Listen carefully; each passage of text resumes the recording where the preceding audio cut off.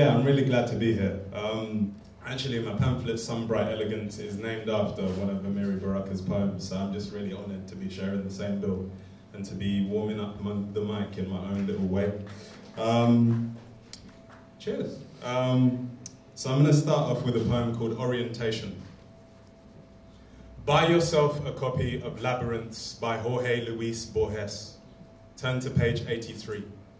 Read the 14th sentence aloud. Speaking these words will cause a set of coordinates to be burned into the skin of your left forearm. Follow them till you reach a war monument where you'll see a man in a homemade lobster costume. Let him guide you to a quiet spot. Ask him if he has any suppositories. He'll produce an apple strudel, which you should eat. Outside, a 67 Pontiac Firebird will wait. Take the driver's seat by force. Under the seat will be a sheaf of papers. On those papers will be written, in a script only you can decipher, your original name.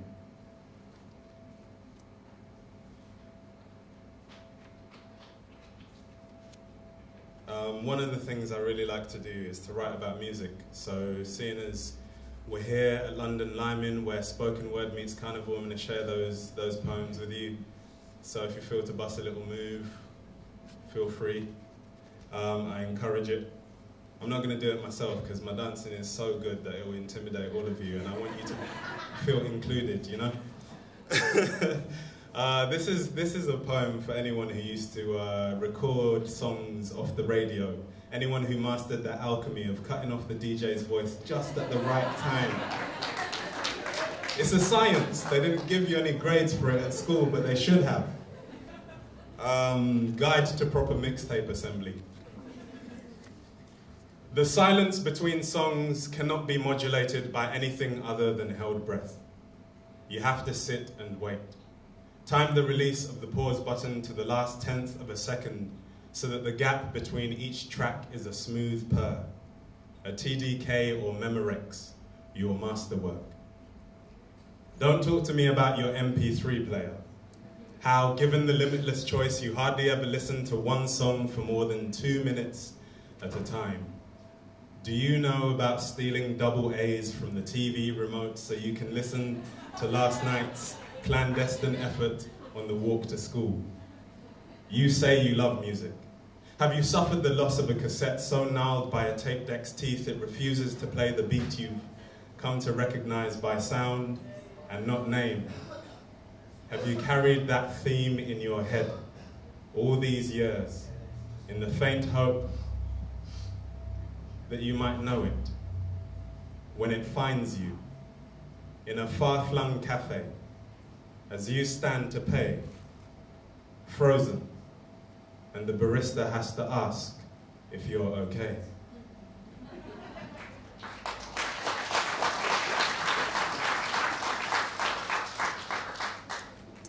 And I think I'll follow that with this one, which is kind of returning us back to our revelry and bacchanalia theme that I introduced so smoothly earlier on.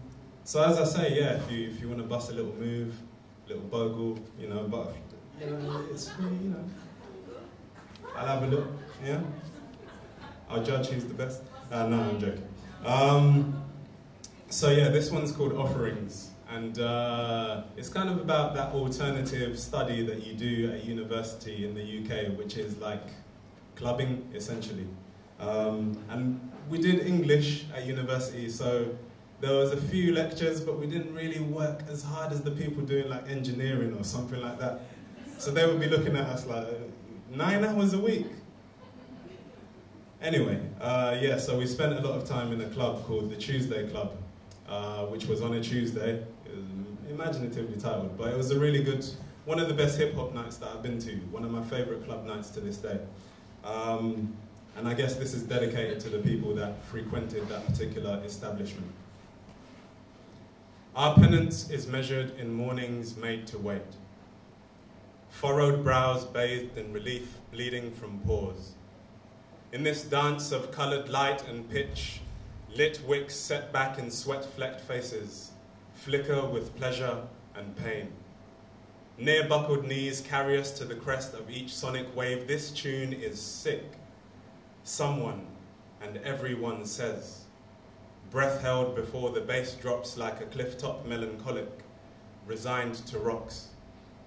We deify beats now, bent in penitence, arms outstretched, in this holy of holies, where all is a rush to find space, to make our offerings.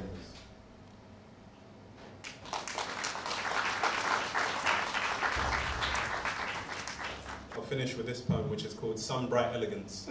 And by way of introduction, I'll quote the section of the poem that the title comes from. And all his words ran out of it, that there was some bright elegance the sad meat of the body made, the dance, Amiri Baraka. For the screw-faced, in good shoes that paper the walls of dance halls, I have little patience. I say dance, not to be seen but free. Your feet are made for better things. Feel the bitterness in you lift as it did for a 6-year-old Bojangles, tapping a living out of Richmond beer gardens to the delight of a crowd that wasn't lynching today but laughing at the quickness of the kid. Throw yourself into the thick, emerging pure, reduced to flesh and bone, nerve and sinew. Your folded arms understand music. Imagine a packed Savoy ballroom and slide across the dusty floor as your zoot-suited 20s self. The feather in your hat from an ostrich. The swagger in your step from the ochre dust of a West African village. Dance for the times you've been stalked by store detectives. For a lady on a bus.